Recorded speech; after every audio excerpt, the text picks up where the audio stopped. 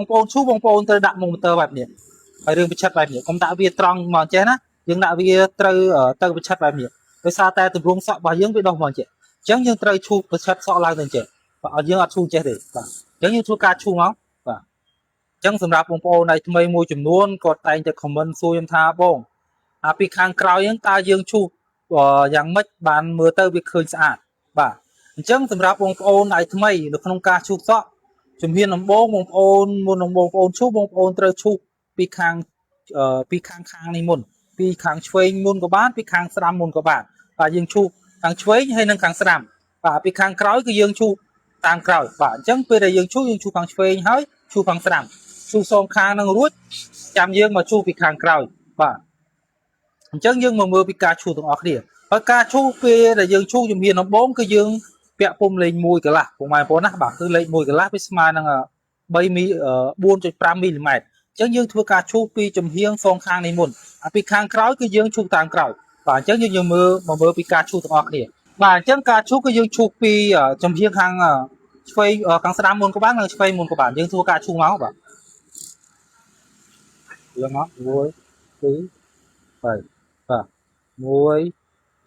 2 3បន្តមកទៀតគឺយើងឈូពីចំហៀងនេះទៅបាទ1 2 3 1 2 3បាទអញ្ចឹងយើងធ្វើការឈូពីចំហៀងនេះមកខាងរួចហើយអញ្ចឹងយើងបបែរទៅឈូមកចំហៀងទៀតហើយការឈូបងប្អូនពេលដែលបងប្អូនឈូបងប្អូនត្រូវដាក់មុខម៉ូទ័របែបនេះហើយរឿងបញ្ឆិតបែបនេះកុំដាក់វាត្រង់មកចេះណាយើងដាក់វាត្រូវទៅបញ្ឆិតបែបនេះដោយសារតែទម្រង់សក់របស់យើងវាដុះមកចេះអញ្ចឹងយើងត្រូវឈូបញ្ឆិតសក់ឡើងទៅចេះបាទយើងអត់ឈូចេះទេបាទអញ្ចឹងយើងធ្វើការឈូមកបាទ1 2 3 1 2 3បាទយើងធ្វើការឈូបែបហ្នឹងមកបាទបន្តិចគឺយើងធ្វើការឈូបែបនេះ1 2 3 1 2 3បាទបាទអញ្ចឹងនៅពេលដែលយើងធ្វើការឈូពីខាងឆ្វេងពីខាងស្ដាំនេះរួចចាំយើងធ្វើការឈូពីខាងក្រោយអញ្ចឹងនៅពេលដែលយើងឈូពីឆ្វេងពីស្ដាំរួចនៅប្លោះខាងក្រោយនេះយើងចង់ឈូវាលើកខ្ពស់ណាក៏បានដែរយើងស្រួលស្មានបាទអញ្ចឹងនៅពេលដែលយើងឈូលើកចូលប្លោះកណ្ដាលនេះមួយគឺចំប្លោះកណ្ដាលនេះមួយមកបាទមើលណាឧទាហរណ៍យើងចង់បានខ្ពស់នេះយើងឈប់ខ្ពស់នេះចង់បានខ្ពស់នេះឈប់ខ្ពស់នេះបាទវាអាស្រ័យទៅលើយើងបាទយើងឈប់ប្លោះកណ្ដាលមួយមក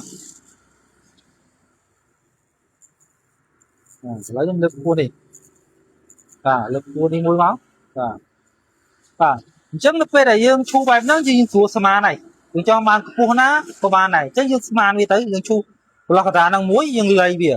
ដេញមកខាងឆ្វេងមុនក៏បានដេញទៅខាងស្ដាំមុនក៏បានអញ្ចឹងយើងស្មានវាឲ្យស្មើគ្នាមកអញ្ចឹងពេលហ្នឹងទម្រង់សក់របស់យើងពីខាងក្រោយទៅវាស្មើគ្នាទាំងខាងឆ្វេងទាំងខាងស្ដាំបាទយើងឈូប្លោះកណ្ដាលហ្នឹងមួយជាខ្នាតវាមកពេលហ្នឹងយើងស្មានវាយើងបែកវាឈូមកខាងនេះមុនក៏បានខាងនេះមុនក៏បានយើងឈូមកខាងនេះមុន1 2 3 1 2 3បាទទេបាទបន្តទៀតគឺយើងឈូដេញមកខាងនេះទៀតមក1 2 3 1 2 3បាទ